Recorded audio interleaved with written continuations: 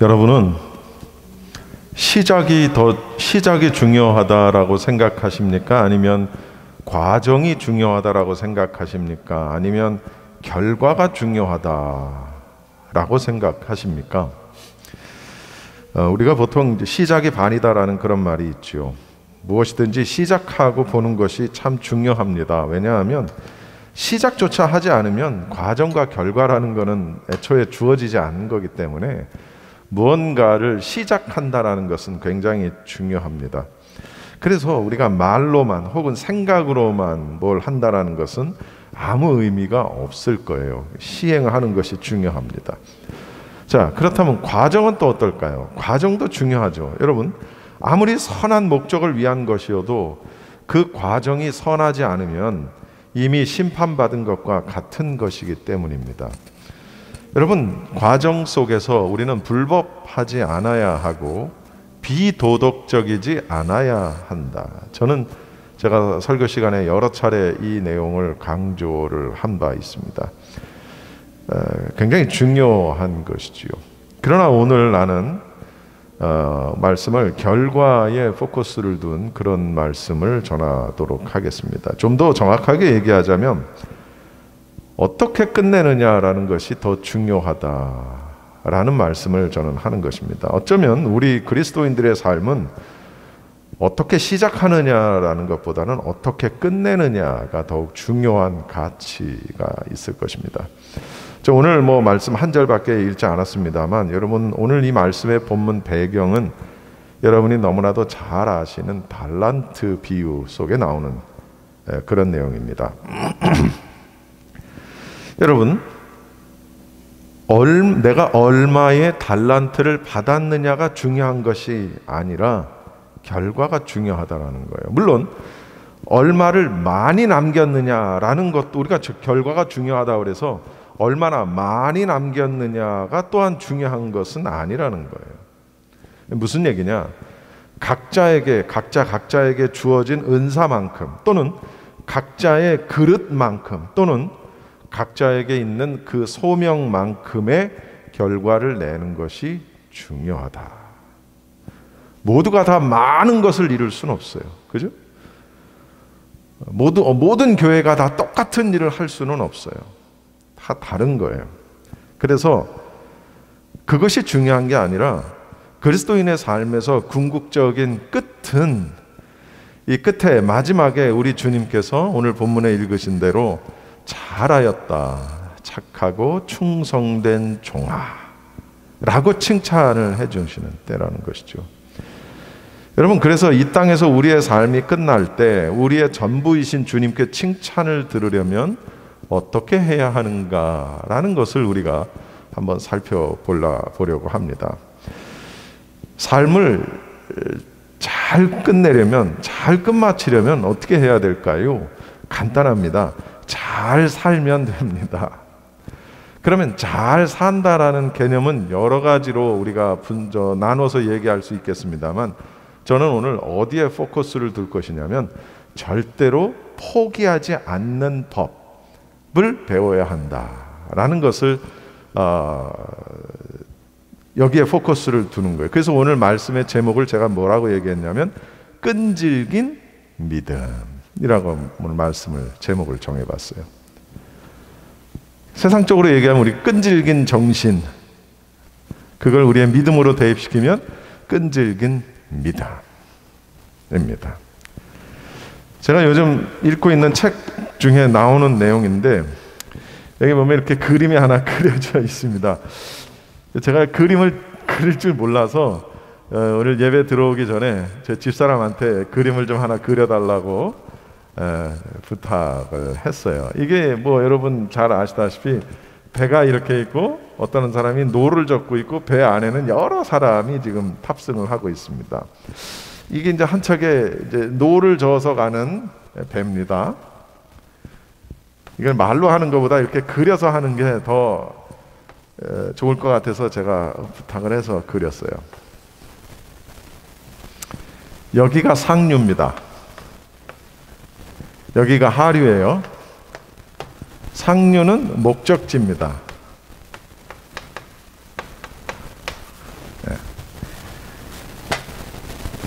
자, 요거 한번 잘 보시죠. 이 배는 지금 이게 이제 뱃머리예요. 이게 이제 뱃머리라고 칩시다. 이게 사람들이 많이 타고 있는 이 배는 낚싯배인데 뱃머리는 가고자 하는 이렇게 상류를 향해 지금 가고 있습니다. 뱃머리는 상류를 향해 가고 있어요. 한 남자는 그 큰 이 낚싯배가 이 상류, 이게 지금 상류로 자기가 가고자 하는 방향으로 이렇게 배가 가고 있습니다. 그래서 이 남자는 사실은 나중에 탄 거예요. 나중에 타서 이 배에 노를 젓기 시작을 한 겁니다. 그런데 자, 이 배에 탄 사람들은 굉장히 지금 보기에도 편안해 보이죠? 아이들이 놀고 있고, 여기 뭐 박사도 있고, 부인들도 있고, 뭐 아주 많은 사람들이 바글바글 합니다. 굉장히 편안하게 보입니다. 그래서 이 배에 탄 사람들은 굉장히 끈끈한 우정을 가진 어떤 유대 관계가 아주 돈독한 그런 사람들이에요. 하류를 향해 가는 또 다른 낚싯배들도 많이 있는데 지금 이제 이거는 상류를 향해 가고 있습니다. 자, 이 그림을 이제 하나씩 풀이를 해드리면 이런 겁니다. 이 강은, 이렇게 흐르는 강은 우리가 흔히 얘기하는 세상을 이야기하는 거예요. 세상을 이야기하는 거예요. 우리가 살고 있는 이 세상입니다. 그 다음 이 배는, 이 노를 젓고 가는 이 배는 인간의 몸을 상징하는 것입니다. 인간의 몸을 상징하는 것이에요. 자, 그 다음 이 노를 젓고 있는 이 남성은 기독교인입니다. 기독교인이에요. 지금 하나씩. 그 다음 이 노는 은혜라는 겁니다. 이 노는 지금, 자, 한번 잘 보세요. 이걸 말로 하면 여러분이 이게 안 될 것 같아서 그린 겁니다. 이 낚싯배는 이제 하나의 목적을 가진 사람들의 무리를 이야기하는 거고요. 자, 그 다음 이 물의 흐름은, 사실은 이 물은 하류 쪽으로 지금 흘러가고 있어요. 이거는 이 아까 제가 세상이라고 그랬죠?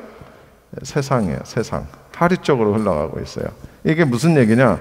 원래 목적지는 상류인데 이 강은 하류 쪽으로 지금 흘러가고 있어요. 이거는 뭐냐면 이 세상, 악한 영이 지금 주관하는 세상의 어떤 질서, 뭐 그런 걸 의미하는 겁니다. 자, 그러면 대충 나왔나요? 이 배에 올라탄 이 기독교인은 은혜의 노를 저어서 이 배를 원래 목적지인 상류 쪽으로 힘차게 끌어가고 있습니다. 이 물은 강은 하류 쪽으로 가고 있지만 이 사람은 이 노를 힘차게 저어서 상류 쪽으로 이제 배를 움직이게 하고 있는 거예요. 이게 이제 우리의 삶으로 한번 잘 대입을 해서 여러분 보시면 좋을 것 같습니다. 이 사람이 힘껏 노를 젓는 이 노는 은혜인데, 이 은혜를 젓는 이 팔의 힘은 우리 육체란 말이에요. 육체의 힘, 육체의 힘이에요. 자, 열심히 젓고 있습니다. 요거는 영적으로 얘기하면 우리의 이제 믿음이라고 이렇게 풀이를 할 수 있겠죠. 믿음을 가지고 은혜의 노를 저어서 우리의 목적지를 가고 있는 거예요. 세상의 흐름을 거슬러서 힘차게 은혜의 노를 저어서 상류로 가고 있다. 이해하셨죠? 지금 그런 걸 표현을 하는 겁니다. 그런데 중요한 건 안타깝게도 이 노를 젓는 세상에서 세상의 흐름에 거스르는 노를 젓고 있잖아요. 이 물은 어디로 가고 있다고요? 하류로 가고 있는데 배를 상류로 옮기게 하려니 얼마나 힘들겠어요. 2배 이상의 힘을 더 쏟아야 되겠죠. 그래서 이 사람은 열심히 노를 젓고 가다가 어느 순간에 힘이 다 빠질 수밖에 없는 거예요. 그래가지고 어느 시점에서 이 노젓기를 멈춰버리고 맙니다. 왜? 너무 힘들어. 물살을 거스르는 곳으로 배를 움직이려니 너무 힘든 거예요. 그래서 노젓기를 멈추고 말았어요. 그런데 이 남자가 노젓는 거를 멈춰버렸더니 어떤 일이 벌어졌냐면, 열심히 노를 저었기 때문에 노를 딱 놨는데도 불구하고 어느 정도는 그냥 가속도로, 상상하는 거예요. 어느 정도는 가속도로 그냥 가던 힘에 의해서 그냥 어느 정도까지는 가는 거예요. 자, 우리는 여기서 이제 속임수가 등장하기 시작을 하는 겁니다. 무슨 얘기냐? 얼마 동안은 여전히 삶 속에서 노를 놨는데도, 얼마 동안은 여전히 삶 속에서 우리는 결과물을 보게 되는 겁니다. 이 결과물이라는 게 뭐냐? 열매. 열심히 노를 젓고 세상을 거스르면서 목적지를 향해 나아갔으나 어느 순간 힘이 빠져 노를 놔버렸는데도 가던 힘이 있어서 어느 만큼은 배가 움직여 주는 거예요. 그래서 가네? 배가 가네? 그리고 이제 가는 거예요. 요걸 속임수라고 얘기하는 거예요. 얼마 동안은 열매를 보는 거예요. 노를 젓지 않았는데도, 노력하지 않았는데도 열매를 본단 말이에요. 어느 만큼은. 이게 지금 그림이 딱 여러분 상상이 되시죠? 그래서 이 노를 젓던 이 사람은, 이 남자는 생각합니다. 안 줘도 가네. 이 얼마만큼 갔는지 모르겠으나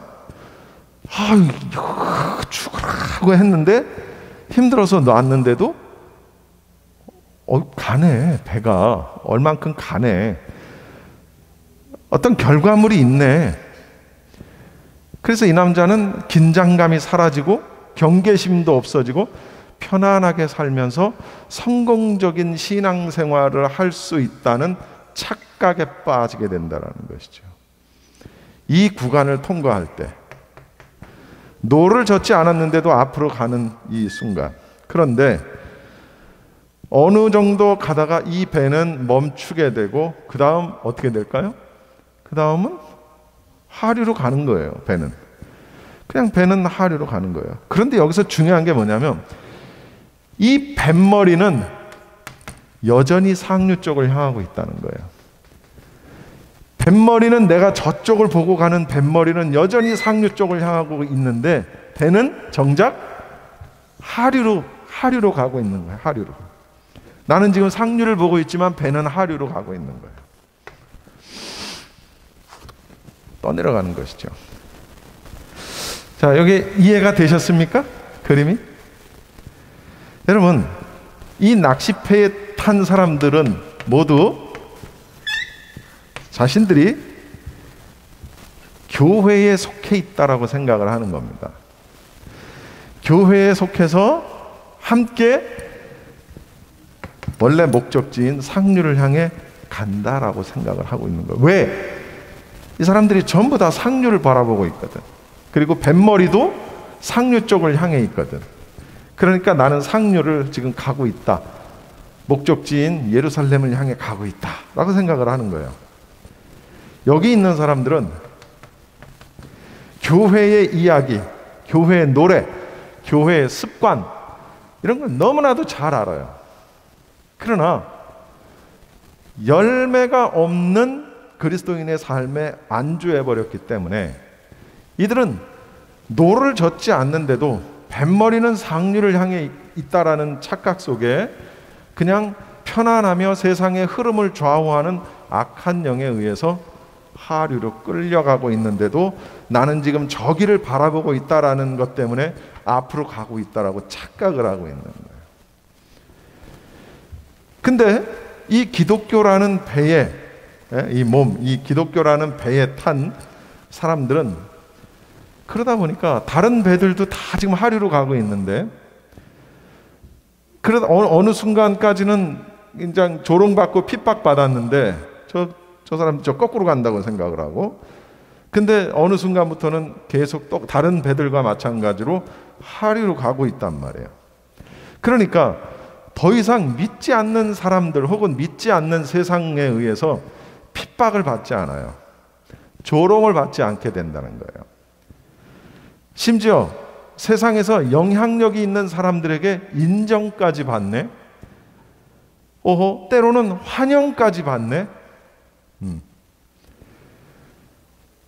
이 사람들은, 자기들은 목적지를 향해 가고 있다라고 착각을 하고, 하지만 그 모든 것들은 하류를 향해 가고 있는데 그걸 모르고 착각 속에 그냥 가면 도착할 수 있다라고 착각을 한다는 거예요. 누가? 우리 그리스도인들이 그렇다라는 그런 얘기입니다. 그래서 빌립보서 3장 14절에 보면, 여러분, 사도 바울이 모든 그리스도인들에게 권면을 한 내용입니다. 한번 읽어봐 주세요. 시작. 표대를 향하여 그리스도 예수 안에서 하나님이 위에서 부르신 부름의 상을 위하여 달려가노라. 자, 하나님께서 그리스도 예수님 안에서 위로부터 부르신 부르심의 상을 위하여 표대를 향하여 달려가려고 애쓰지 않는 거예요. 편하거든. 지금 너무 편해. 가고 있는 걸로 착각을 하는 거예요. 이렇게 영적으로 정처 없이 떠도는 그리스도인들은 이 세상의 방식의 이 흐름에 전혀 거의 저항하지 않는 거예요. 그러면서 이렇게 사는 겁니다. 요한일서 2장 16절에서 17절 말씀 한번 잘 읽어보시기 바랍니다. 시작. 이는 세상에 있는 모든 것이 육신의 정욕과 안목의 정욕과 이생의 자랑이니 다 아버지께로부터 온 것이 아니요 세상으로부터 온 것이라. 이 세상도 그 정욕도 지나가되 오직 하나님의 뜻을 행하는 자는 영원히 거하느니라. 이걸 제가 다른 번역으로 한번 말씀을 드려볼게요. 세상에서 통용되는 모든 것, 즉 자기 마음대로 살려 하고 모든 것을 자기 뜻대로 하려 하고 잘난 체 하는 욕망은 아버지와 아무 상관이 없습니다. 그런 것은 여러분을 그분께로부터 고립시킬 뿐입니다. 세상과 세상에 멈출 줄 모르는 욕망도 다 사라지지만 하나님이 바라시는 일을 행하는 사람은 영원히 남습니다. 세상의 방식에 저항하지 않고 그냥 세상에서 통용되는 것 또는 내 마음대로 또는 내 뜻대로 잘난 척하면서 사는 것, 아버지와 아무 상관이 없는 삶을 살고 있는 거예요. 나는 지금 표대를 향하여 가고 있다라고 착각을 하는 거죠. 여러분, 그래서 오늘 우리는 우리 자신을 스스로 한번 점검을 해봐야 한다라는 말씀을 드리는 겁니다. 무슨? 내 자신이 지금 믿음에서 흔들림이 없는지 스스로 확인해 보는 것을 확인해 보고 모든 것을 당연한 것으로 여기지는 않는지, 적당히 지내는 일은 없는지, 우리는 지금 요 사이에 그냥 자동으로 어느 정도의 가속력에 의해서 앞으로 나아가는 요 시점에 우리가 지금 있는 것은 아닌지 주기적으로 점검해 봐야 된다는 거예요. 나는 여전히 상류를 바라보고 있고 목적지를 바라보고 있고, 그리고 나의 뱃머리는 여전히 내 목적지를 바라보고 있지만, 그러나 내가 탄 모든 것들은 다 그러면서도 뒤로 하류로 흘러가고 있지는 않은지를 살펴봐야 한다는 것이죠. 그걸 히브리서에서 뭐라고 얘기하냐면 하나님의 은혜에서 떨어져 나가지 않도록 주의하라. 하나님의 은혜에서 떨어져 나가지 않도록 주의하라 라고 말을 합니다. 우리는 하나님의 자녀로서 여러분 하나님의 영광을 위해서 끝까지 잘 달려가기를 간절히 바라야 합니다. 아멘. 여러분 혹여 우리가 가다가 지쳐서 이 노라는 거 아까 이게 상징이 뭐라 그랬어요? 은혜. 노는 배를 움직이는 데 있어서 절대적으로 중요한 겁니다. 그렇죠? 이 노가 배를 움직이게 하고 내가 가고자 하는 방향으로 배를 움직이게 하는 동력원이에요. 근데 그게 영적으로 그게 뭐라고요? 은혜라는 거예요. 은혜가 우리 삶의 영적인 동력원이라는 거예요. 근데 우리는 은혜 없이 얼마든지 살 수 있어요. 나의 능력, 나의 경험, 나의 지식, 나의 돈, 내가 가진 어떤 something 뭐로든 우리는 얼마든지 살 수 있다는 거예요. 근데 배는 하류로 간다는 거예요. 근데 우리는 상류로 가고 있다고 착각을 하고 산다는 것이죠. 이 세상의 흐름을 따라가다 보면 어떻게 돼요? 표대를 향하여 가지 않는 거라는 거예요. 여러분 우리는 성경 말씀을 보면서 이 끝을 잘 맺었을 때와 잘 맺지 못했을 때 무슨 일이 벌어지는지를 우리가 한번 알아야 되는데 제가 두 사람의 예를 좀 들겠습니다. 첫째, 솔로몬입니다. 우리가 너무나 잘 아는 솔로몬. 아시다시피 이스라엘 사람들이 가장 위대한 왕으로 여기는 다윗의 아들입니다. 그죠? 솔로몬은 당대의 가장 지혜로운 자였고 가장 돈이 많은 자였고 권력이 가장 강한 자였어요. 솔로몬의 이전 세대 혹은 그 이후의 많은 세대 가운데 누구도 오르지 못한 높은 자리에 올랐던 인물이 바로 솔로몬. 근데 이 솔로몬은 집권 후반부에 흔들려서 손에서 이 노를 놔버리고 맙니다. 어떻게? 솔로몬에게는 여러 명의 아내들이 있었어요. 근데 이 아내들이 전부 이방인이었어요. 그래서 그 집 안에서 오직 여호와께 순종하는 것을 놓고 엄청난 갈등이 있었어요. 솔로몬은 거짓 평화를 유지하려고 여호와께만 충성하는 게 아니라 자신이 총애하는 여러 명의 아내들이 섬기는 이방신, 그 이방신들을 위해서 제단을 쌓고 심지어 숭배까지도 했다라는 것이죠. 그 결과가 어떻게 됐어요? 여러분 솔로몬도 솔로몬 자신도 자신의 어리석음 때문에 큰 고통을 당했지만 나라도 분열했고 그의 자녀들 손주들은 더 큰 영향을 받게 되죠. 솔로몬에게 맡겨졌던 그 통일 왕국은 점차 쇠락의 길을 갔다가 분열이 되죠. 결국 끝을 잘 맺지 못했어요. 만일 솔로몬이 끈질기게 믿음을 지켰더라면 어떻게 됐을까? 이스라엘의 역사는 어떻게 됐을까? 많이 달라졌겠죠? 그 다음 세례 요한이라는 사람을 여러분에게 소개합니다. 세례 요한, 굉장히 단호하고 아주 굳은 태도로 진리를 붙들고 용감하게 그 진리를 선포했던 사람입니다. 그죠? 그런데 요한이 선포한 진리를 그때 당시에 유대인의 왕은 이걸 받아들이지 않죠. 그래서 세례 요한은 투옥되고 고문받고 죽음에 이릅니다. 결과적으로는 그렇게 됐죠. 그러나 그렇게 되기 전 세례 요한은 그러한 극단적인 결과가 예상되는데도 요한은 어떻게 해요? 진리에 대한 태도를 끝까지 변치 않는 그런 자세를 보이죠. 다시 말하면 한결같았어요. 그가 전하는 메시지도 변함이 없었어요. 세례 요한의 유산은 솔로몬에 비해서 탁월했죠. 여러분, 우리도 역경에 직면해 있기도 하고 있을 수도 있습니다. 우리는 세상의 헛된 것 혹은 피상적인 가치와 진지하게 싸울 수 있죠. 혹은 싸우고 있거나. 자, 여러분, 세상의 정세, 정사, 권세 이런 영향력은 굉장히 막강합니다.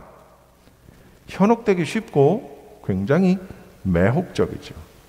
때로 우리는 너무나 쉽게 지쳐서 인내심을 버리고 포기하고 그냥 세상 주류를 따라가도 괜찮다고 생각하는 그런 마음이 정말 굴뚝 같을 때가 많습니다. 그런데 우리가 끝까지 완주하려면 반드시 무엇이 있어야 되는 거 하니? 이 노를 놓아버리지 않는 육체의 힘, 믿음이 있어야 한다. 믿음이 있어야 한다. 노를 놓을 수밖에 없는 것은 힘이 다 빠졌기 때문이거든요. 그죠? 이 힘, 육체, 이 믿음이 떨어지면 노를 놓을 수밖에 없어요. 여러분, 믿음이 없는데 은혜를 사모하겠습니까? 상식적으로? 네. 우리가 끝까지 완주하려면 이 목적지까지 가기 위해서는 끈질긴 믿음, 이 노를 놓지 않고 저을 수 있는 끈질긴 믿음이 우리 안에 있어야 된다는 것이죠. 그래서 믿음은 힘인 거예요. 힘. 여러분, 끈질긴 그리스도인이라는 것은 하나님을 향한 믿음, 소망, 순종, 이걸 절대로 포기하지 않는 그런 사람을 말합니다. 어떤 역경이 닥쳐도 말입니다. 인내로서 우리 앞에 당한 경주를 하라. 믿음의 선한 싸움을 싸우라. 영생을 취하라. 그런 말씀이 있죠.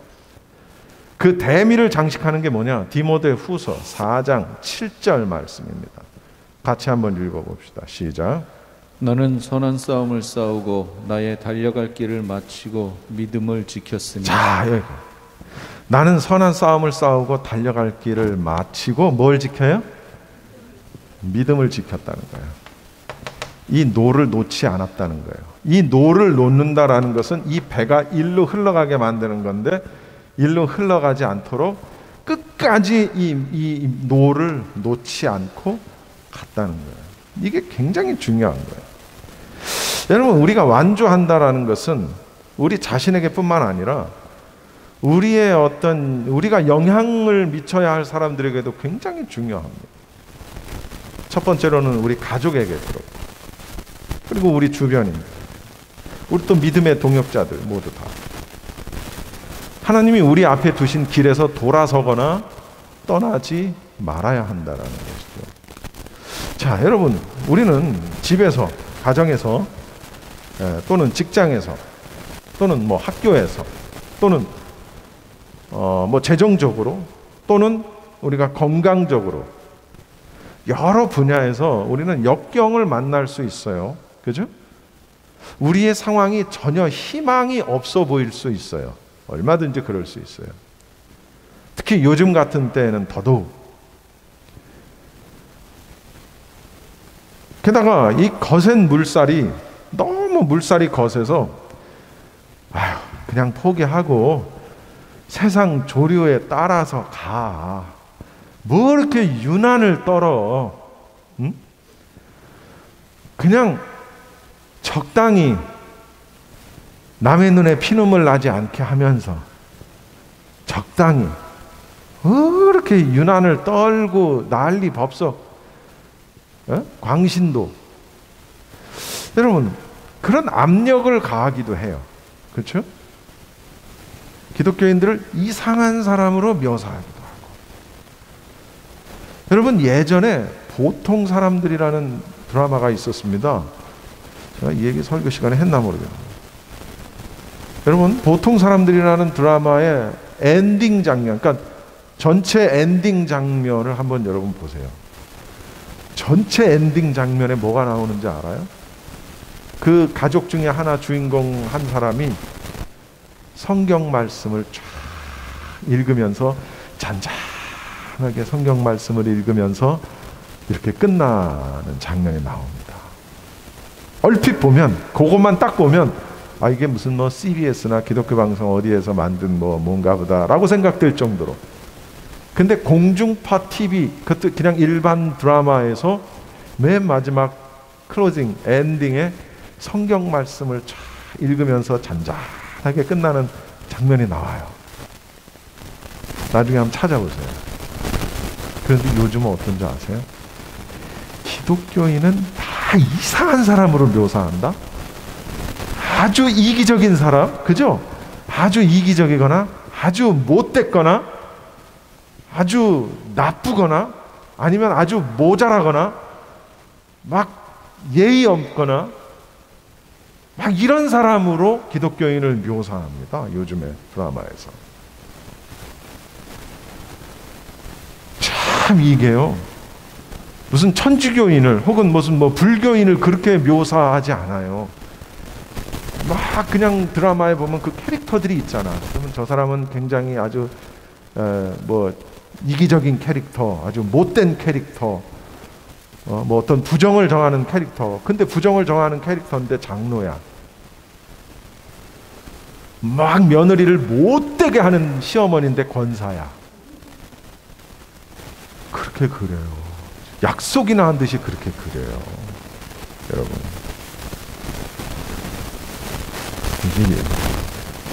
그래서 은연중에 기독교인을 굉장히 모자라거나 나쁘거나 아주 나쁘거나 이런 사람 취급을 하는 겁니다.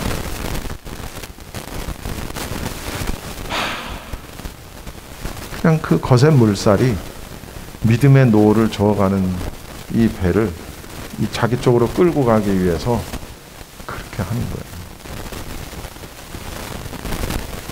그런데 TV에 보면 온갖 무당들은 다 나오고 점치고 드라마에서 드라마뿐만 아니라 무슨 프로그램에서 뭐 그리고 또 연예인 탤런트 하다가 무당된 남자가 나와서 아주 공식적으로 점쳐주고 이야 그리고 서장훈이처럼 보살 모습을 해가지고 이제 물론 이제 컨셉은 이제 그 사람의 아픔을 들어주고 그걸 이제 조언을 해준다는 컨셉인데 그 모습이 뭐예요? 다 무당 컨셉이에요. 그리고 아까 얘기했지만 실제 무당이 돼가지고 사람 점쳐주고 야 그게 TV에 공중파 TV에 나오는 거예요. 유튜브가 아니고. 여러분 우리가 그런 세상에 살고 있어요. 이런 강의 흐름 속에 우리가 살고 있다는 거예요. 그러니까 이 노를 놓지 않고 이게 물살을 거슬러 목적지로 가는 이 노젓는 사람이 얼마나 힘들겠냐고요. 그러니까 때로는 놔버리는 거예요. 근데 놨는데도 어느 순간까지는 이게 저절로 가주니까 그냥 가네. 별일 없네. 네. 그리고 그냥 안주해버리는 거예요. 왜? 나는 여전히 목적지를 바라보고 있고 이 배의 뱃머리는 여전히 목적지를 향해 있으니까 그냥 간다고 생각하는 거예요.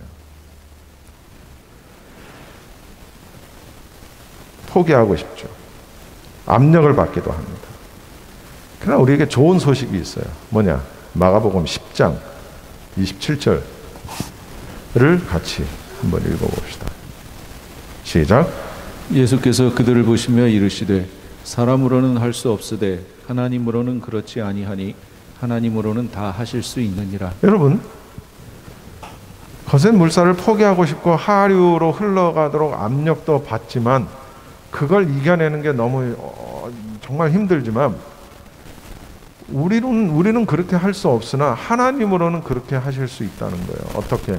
이 노를 놓지 않고 갈 수 있도록 하나님은 우리에게 그렇게 하실 수 있다는 거예요.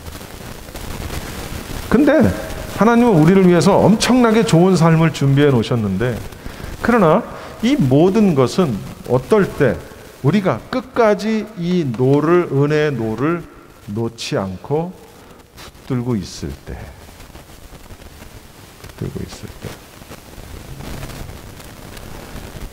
여러분 교회 잠깐 쉴게요 하고 교회 안 나오는 교인도 있습니다. 저는 물론 무슨 의미인지는 알아요. 근데 우리 중에 먹는 거 좀 잠깐 쉴게요 이런 사람 봤어요? 숨 쉬는 것 좀 잠깐 쉴게요.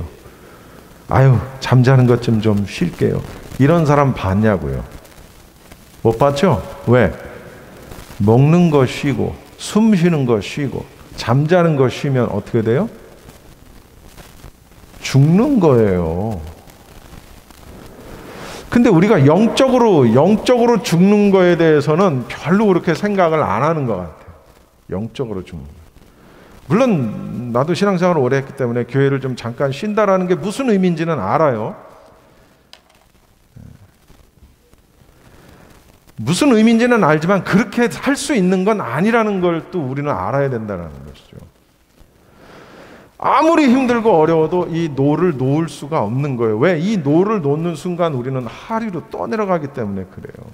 잠깐 쉬는 만큼 하류로 떠내려간 거예요, 지금. 그럼 다시 그 떠내려간 것만큼 우리가 이 노를 저어서 오려면 얼마나 힘드냐고.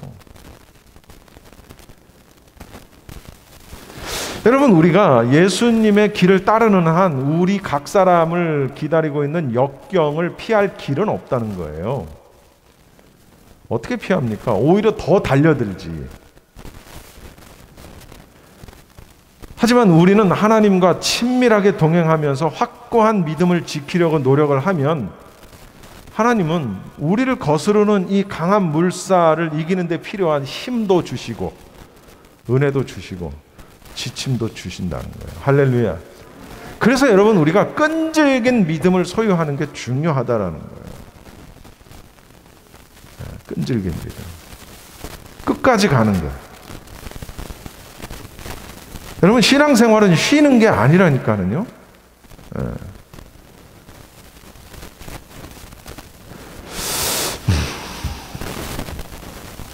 잘 전달될 수 있기를 바랍니다. 결론입니다.